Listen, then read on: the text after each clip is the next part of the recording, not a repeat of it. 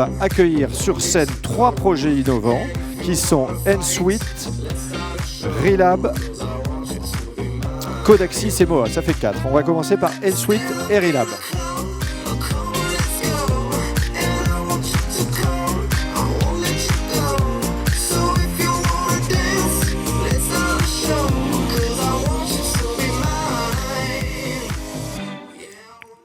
Alors, tout d'abord, Relab, c'est une société qui est représentée par Michael Dupont, Alexis Delanoë et Nicolas Viéville. Vous avez créé une marketplace pour les diagnostics in vitro. Alors, depuis toujours, les progrès médicaux ont été étroitement liés à la science et les techniques. Relab participe à l'amélioration de l'offre de soins en développant des diagnostics à domicile. Comment, d'après toi, l'évolution des techniques modifie aujourd'hui les pratiques médicales de notre quotidien? Et on commence par Nicolas. Merci Rodolphe, bonsoir à tous. Aujourd'hui, dans le domaine de la santé, on pense forcément à l'innovation technologique, mais il y a aussi une forte innovation dans les pratiques qui permet de fortement améliorer la qualité des soins et l'accès aux soins pour les patients. Ça se fait notamment beaucoup dans le domaine médical, dans le diagnostic médical. Alors, pour illustrer cette tendance, on peut reprendre l'exemple de la crise du Covid qu'on connaît tous. Cette crise a généré une demande en analyse médicale qui a littéralement explosé et auquel la chaîne d'approvisionnement qu'on connaît, enfin la chaîne d'approvisionnement classique n'a pas pu répondre. Et c'est là qu'on a vu émerger des plateformes digitales qui ont permis de fournir en tests, en analyse, les laboratoires et les pharmacies. Et donc, en fait, cet approvisionnement, on l'a vu avec le Covid, mais il existe pour l'ensemble des analyses médicales. Et c'est ce que nous proposons avec Relab, c'est une plateforme digitale qui permet de répondre à grande échelle et rapidement à des besoins que vous pouvez imaginer complexes et spécifiques qui répondent aux besoins des professionnels de santé. Alors Alexis évoquait la crise du Covid et le bouleversement, enfin un peu la révolution que ça a été, notamment notre secteur d'activité vis-à-vis des tests. Jusqu'ici, les tests étaient essentiellement réalisés dans les laboratoires et les centres de santé. Avec le Covid est apparu évidemment l'autotest que nous connaissons tous ici. Alors l'autotest, évidemment, tout le monde connaît l'autotest du Covid, mais il faut savoir qu'il y a des tas d'autres autotests qui existent, qui permettent de tester des maladies telles que l'hépatite, la toxoplasmose, mais aussi parfois mettre en évidence des marqueurs tumoraux. C'est un marché qui est assez important. Alors il y a McKinsey qui a publié une étude qui est gratuite et qui est disponible en ligne, qui évoque notamment un transfert aux États-Unis uniquement de 250 milliards de dollars du marché traditionnel des soins de santé vers vers le diagnostic domicile d'ici 2025. Donc c'est une vraie révolution qui va tous nous toucher. Donc c'est pour ça que nous, chez Relab, on est vraiment très à l'écoute et très sensible à ça. Merci Mickaël. Alors toi, Fabien, tu as créé Ensuite. D'accord ? Et Ensuite, c'est aussi un outil qui permet d'aider à la réadaptation, à la rééducation des patients chroniques. Peux-tu nous expliquer ? Oui, tout à fait, Rodolphe. Donc, nous, chez Ensuite, on est parti d'un constat simple, c'est que 70% des patients devant se réadapter à l'effort après un problème cardiaque n'accèdent pas aux soins. Pourquoi ? Parce que les établissements de santé sont saturés ou on a fait face à des déserts médicaux. Donc on a réfléchi avec des cardiologues à comment résoudre ce problème et on s'est tout simplement dit ces patients en fait peuvent en partie se réadapter depuis chez eux et pour ce faire ils ont besoin d'une solution digitale, donc l'outil qu'on a conçu avec eux qui permet de faire le soin à domicile et d'être télésurveillé, téléréadapté depuis un établissement de santé. On s'est rendu compte en fait que cette innovation en entraîne d'autres. Il y a un vrai effet boule de neige dans les pratiques, dans les usages, parce que ça décloisonne vraiment des soins qui aujourd'hui étaient vraiment fermés d'un établissement à un autre. Et on arrive vraiment aujourd'hui à fluidifier comme ça le parcours de soins des patients. Donc on est plutôt content. Bravo. Donc voilà comment la technologie, les progrès ont fait aider la médecine. Depuis toujours, c'est comme ça. Et vous faites partie donc de cette chaîne de développement et de l'aide de progrès dans la médecine. Merci. Vous restez là pendant qu'on regarde les 4 projets suivants. Toujours dans la catégorie innovant, vous demande de découvrir les 4 projets Vaccinano, le nouvel écuyer, Condor et Speech to Sense.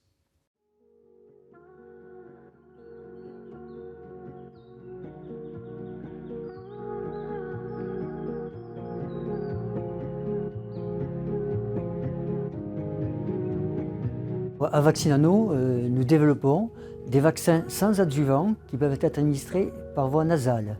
Et pour cela, nous utilisons tout simplement des nanoparticules d'amidon.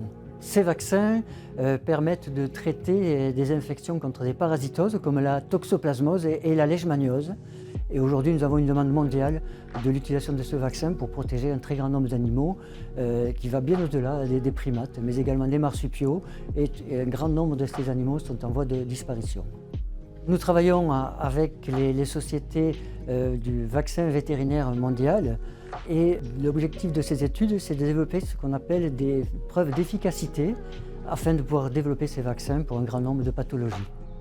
Aujourd'hui, nous préparons les études cliniques pour développer ces vaccins chez l'homme et nous fabriquons totalement ce vaccin. Nous nous projetons pour étant une société qui travaille dans le vaccin de manière complète depuis la fabrication jusqu'aux études cliniques.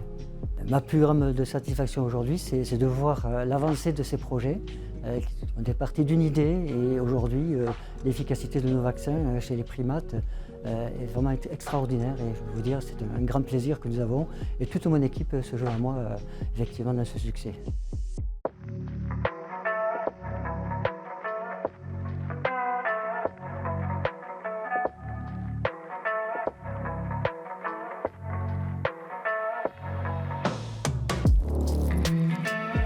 Le nouvel écuyer, c'est une solution à destination des professionnels du monde du cheval, permettant de visualiser les répartitions de pression sur le dos des chevaux, et ça se concrétise par un tapis capteur de pression et son application mobile dédiée.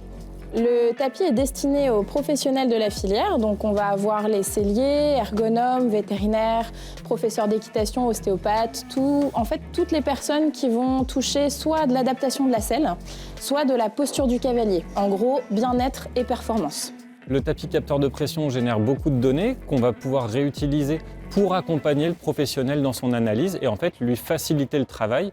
Aujourd'hui, on est les seuls à le faire. La technologie existait déjà, mais n'était pas du tout appliquée au monde du cheval et pas destinée au monde du cheval. Donc nous, on a développé un tapis pensé et fait pour l'équitation. L'accompagnement de Réseau Entreprendre Nord va nous aider sur l'aspect commercial, on a beaucoup d'attentes, et aussi sur l'aspect internationalisation, pouvoir attaquer des marchés étrangers. On a une vraie politique d'utilisation et de valorisation de la donnée pour permettre aux professionnels d'analyser plus facilement les données reçues du tapis.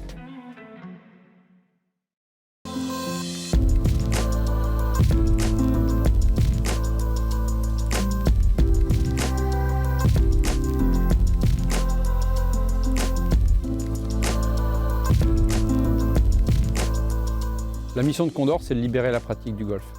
Donc aujourd'hui, on a une première offre qui permet très simplement aux golfeurs de payer le juste prix, de payer à l'issue de sa pratique. Je joue 6 trous, je paye 6 trous, je joue 12 trous, je paye 12 trous. Extrêmement simple. Ça fonctionne grâce à un capteur qui est accroché au sac du golfeur, qui envoie des données à notre plateforme, qui les transforme ensuite en services en fonction de la volonté et des offres du golf. Condor veut également éradiquer le jeu lent.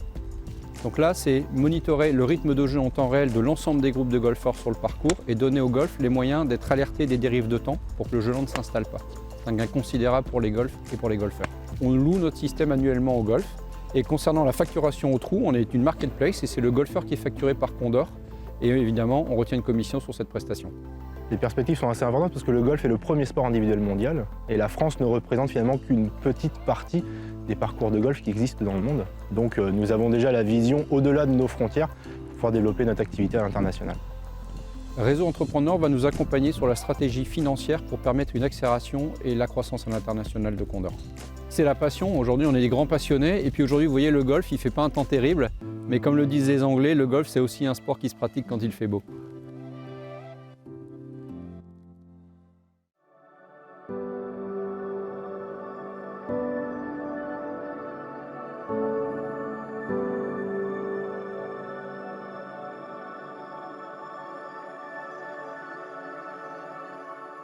La mission de Speech2Sense est de développer des solutions vocales d'intelligence collective pour les professionnels de l'e-santé. La première application à partir de ce principe a été AtoCare, qui est spécialement destinée aux infirmières libérales. Les infirmières ont des centaines d'informations vitales à consigner tout au long de leur tournée et l'application leur permet de le faire vocalement sans s'interrompre dans la relation de soins.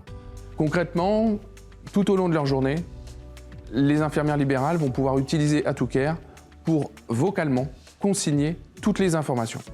Que ce soit des constantes, que ce soit des traitements, que ce soit une pathologie ou tout simplement décrire une situation du quotidien. C'est des éléments importants et précieux pour la transmission entre collègues ou d'autres professionnels de santé. Mais le gros avantage qu'on a mesuré auprès de 200 infirmières, c'est un gain d'1h12 par jour pour chaque infirmière. Les perspectives pour AtoCare, au-delà des 130 000 infirmières que compte la France, c'est de s'adresser à d'autres professionnels de santé, des établissements de coordination, voire le médico-social, comme la santé mentale. L'ADN de Speech2Sense, c'est de mettre la technologie au service de l'humain, et surtout pas l'inverse.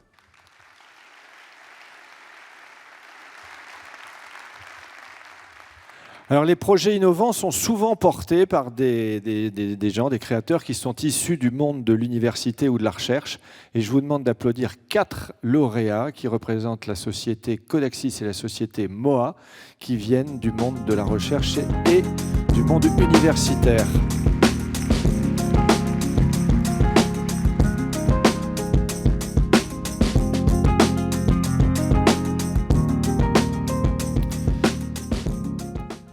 Alors, bonjour Cyril, bonjour Guillaume, vous représentez la société Codaxis. Vous avez donc développé une sorte de Google Maps des systèmes informatiques, c'est très complexe, et vous venez directement donc de l'INRIA, qui est en fait l'INSERM de l'informatique. Et comment vous avez fait le pas vers le monde de l'entreprise ? Oui, bonjour. Comme tu l'as dit, on vient tous les deux en fait d'une équipe de recherche. Et on a été ingénieur de recherche au sein de cette équipe et on s'est rendu compte qu'il y a des entreprises qui sont venues contacter directement en fait l'équipe parce qu'ils avaient des problématiques telles que des fusions d'entreprises ou des migrations cloud, etc.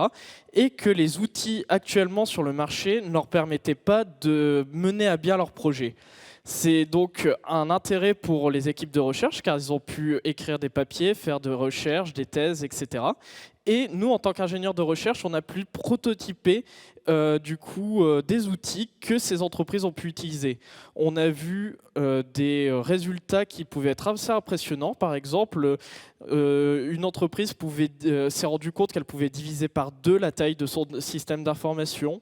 Ou encore, tout simplement, une entreprise a voulu simplifier en fait une partie de son système pour l'extraire et la migrer au cloud et s'est rendu compte qu'elle a gagné 30% de performance juste parce que les outils ont permis de simplifier, d'avoir une meilleure vision en fait sur les projets, etc.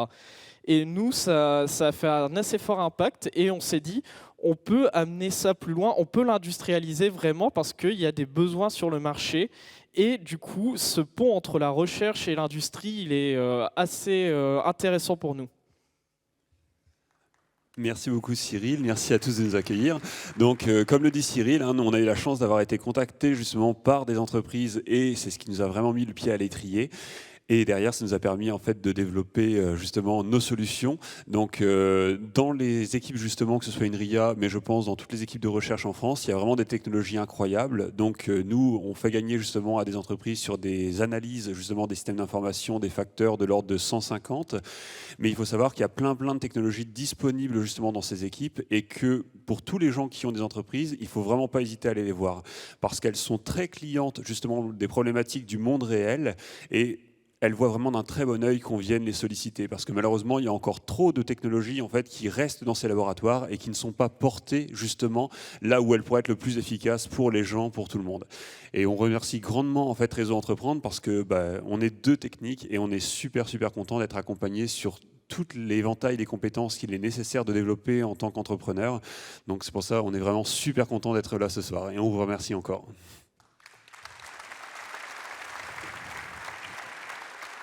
Alors, Quentin et Valentin, vous avez créé MOA en 2019 et vous avez une histoire un peu particulière puisque vous avez changé de modèle économique. Au départ, vous étiez une société de services dont le but était quand même d'améliorer le bien-être et la santé des employés. Et puis, vous avez rencontré un professeur de neurosciences de l'Université de Lille. Et puis, vous êtes devenu donc vous avez changé votre modèle économique. Racontez-nous ça. Alors en effet, nous on n'est pas du tout du monde de la recherche initialement, on est vraiment des experts métiers, des experts terrain. Et en fait c'est notamment en raison du confinement et de toutes ces situations qu'on a connues avec la crise sanitaire et des prises de conscience autour du bien-être et de la santé qu'on a eu vraiment cette ambition en tout cas de développer de nouvelles solutions pour accompagner chacun à prendre soin de lui au quotidien. Et c'est dans ce cadre-là en fait où on a fait une rencontre en effet avec un laboratoire de recherche et des docteurs, notamment un docteur en neurosciences qui aujourd'hui fait partie de notre équipe. On a aujourd'hui en tout cas l'opportunité de pouvoir travailler en étroite collaboration avec des labos de recherche. C'est vraiment une opportunité pour nous d'avoir des talents et des experts à nos côtés, de nous entourer des meilleurs. Et en effet, ça nous a permis d'entrevoir une évolution de notre modèle économique, puisqu'aujourd'hui, on n'est plus une société de prestation de services, mais on a vraiment une société sous un format de rémunération en SaaS, qui nous permet vraiment d'avoir une ambition tout autre sur le marché du bien-être et de la santé. Et je le répète encore une fois, c'est vraiment cette ambition qui a évolué, notamment en collaboration avec des laboratoires, des chercheurs. Donc un parcours un peu différent, mais qui nous amène à travailler avec des labos. Donc on est hyper content de ça. Donc en fait, il y a un lien direct entre le public et le privé, entre les entreprises et les sociétés. Déjà, pour répondre à tout ça, c'est que je pense qu'il y a toujours eu un lien entre le public et le privé. Comme on le disait tout à l'heure, c'est que dans le public, il y a les plus grandes innovations qui sortent, celles qui changent le monde, et finalement, elles se situent d'abord dans des laboratoires. Et souvent, elles restent dans des laboratoires. Et c'est là où les entreprises privées, elles peuvent aller chercher de réelles innovations. C'est-à-dire comme un rêve de gosse, on peut se dire on a envie de changer le monde, on peut avoir envie de changer ses outils de travail, on peut avoir finalement envie d'améliorer tout ce qu'il y a autour de nous. Et finalement, la recherche, le monde académique nous permet aujourd'hui de se poser les bonnes questions, de travailler méthodologiquement, de travailler rigoureusement pour trouver des solutions à des choses que l'on croyait finalement impossibles, puisque c'est ça le but de la recherche, c'est de créer de nouvelles connaissances aujourd'hui, et ces nouvelles connaissances, demain, seront les produits qui permettront en fait de faire évoluer aussi le monde. Donc c'est ça, cette valeur ajoutée, en plus de finalement les compétences que l'on va retrouver, le positionnement stratégique que ça nous permet en tant qu'entreprise de réaliser et d'avoir sur le terrain. C'est finalement un peu comme un chef d'entreprise le fait dans son quotidien, c'est-à-dire celui d'innover, celui de pouvoir faire plus. Le lien avec les laboratoires de recherche nous permet de finalement répondre aux enjeux de société de demain. En tout cas, c'est ce qu'on a fait nous chez moi, c'est-à-dire développer durablement le bien-être et la santé. Et ça, c'est grâce avec les laboratoires de recherche. D'accord. Donc vous êtes l'alliance parfaite des ingénieurs hyper spécialisés, des grosses têtes de l'université et du chef d'entreprise dynamique accompagné par Réseau Entreprendre Nord. C'est ça ? On essaye. Voilà. Et donc, comme tu disais, Guillaume, on se disait qu'il était aussi très important pour les entreprises de ne pas hésiter à pousser la porte des universités et des unités de recherche, parce qu'eux, ils ont des cerveaux qui peuvent vous aider à mettre au point les problématiques que vous rencontrez, vous, en tant que chef d'entreprise. Merci à vous. Merci à vous. Voilà, vous avez fait connaissance donc avec ces 60 lauréats, ces 37 entreprises. On va donc demander à tous les lauréats de monter sur la scène pour une photo finale. Et on va laisser ensuite le micro à Marc pour le mot de la fin.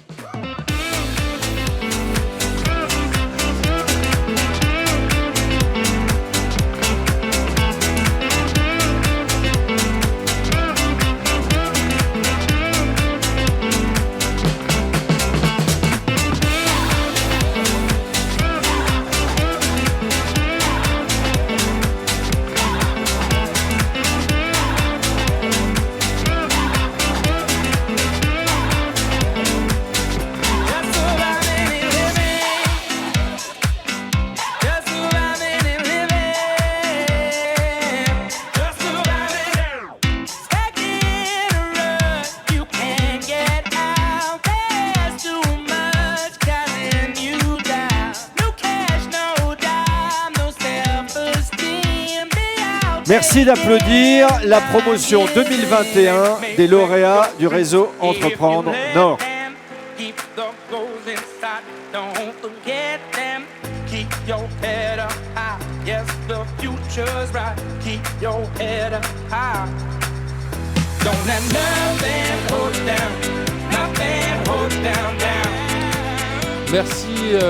Merci à tous. J'espère que nos lauréats et leurs projets vous ont fait vibrer pendant toute la soirée. Ils ont du talent à revendre, vous l'avez bien compris, mais ils ont aussi besoin de vous. Donc, comme le disait Rodolphe un peu plus tôt, repérez-les grâce à leur badge bleu et allez à leur rencontre lors du cocktail. Je suis sûr que plein de belles rencontres vont en être. notre accompagnement, il est sur mesure, il est puissant, et c'est grâce à vous qu'on peut le réaliser. Donc c'est la soirée des lauréats, mais c'est aussi la vôtre, et c'est l'occasion pour moi de vous dire un grand merci, vous, nos membres, nos partenaires publics, privés. Et puis je profite d'avoir le micro pour faire 3 petits clins d'œil. Le premier, c'est pour remercier Rodolphe Piquet, lauréat de l'association, notre super animateur du soir. Pour remercier aussi un autre lauréat, Frédéric Lampire, lauréat 98 pour Cyrano Productions et toute son équipe pour cette superbe réalisation. Et un troisième clin d'œil à Yann Vandenschrik, dirigeant et lauréat de Haut les Fleurs. Grâce à lui, on a une mise en scène très luxuriante ce soir. Et c'est une histoire sympa qui illustre bien l'état d'esprit Réseau Entreprendre Nord. Yann a été lauréat en 2002. On a une relation qui est durable. Et quand on l'appelle pour lui demander un coup de main, il s'est plié en 4 pour nous rendre service. Donc merci à lui. Et puis...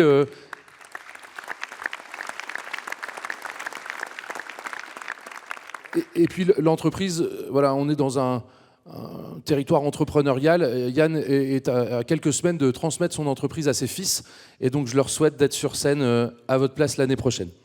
Alors d'ici la soirée 2023, je vous invite à un autre événement d'envergure, puisque vous l'avez compris, on vous a expliqué qu'on faisait 240 événements par an, mais là cette année on va en faire un gros qui va sortir un peu de l'ordinaire, qui va s'appeler la régionale. Alors régionale, qu'est-ce que c'est?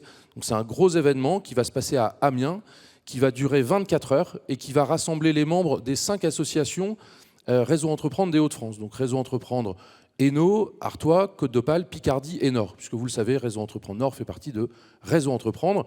Donc c'est très bien de se connaître ici dans notre formidable association, mais on pense que ça a aussi du sens que de vous mailler avec les autres dirigeants des Hauts-de-France. Parfois vous allez chercher un prestataire, un fournisseur à l'autre bout de la France ou de l'Europe.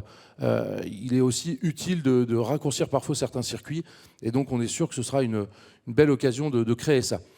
La régionale, ça va être un combiné de contenus de haute qualité et de grands moments de convivialité comme on sait les faire chez Réseau Entreprendre. Donc rendez-vous les 29 et 30 septembre à Amiens. Merci à tous, excellente soirée.